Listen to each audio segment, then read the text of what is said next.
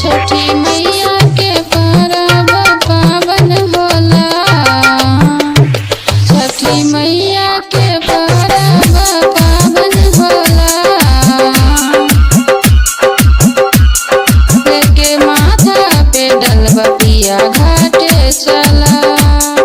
लेके माथा पे डलबा पिया घाटे चला।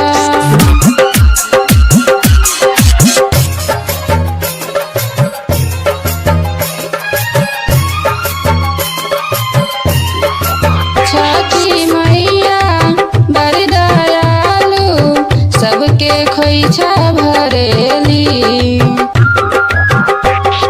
उनकर महिमा सगरो बाटे सब पे कृपा करेली। छठी मैया बड़ी दयालु सबके खोइछा भरेली। उनकर महिमा सगरो बाटे सब पे कृपा करेली। छठी घाटे जाई के तैयारी कला।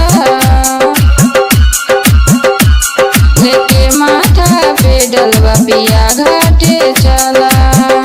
लेके माथा पे डलबा पिया घाटे चला।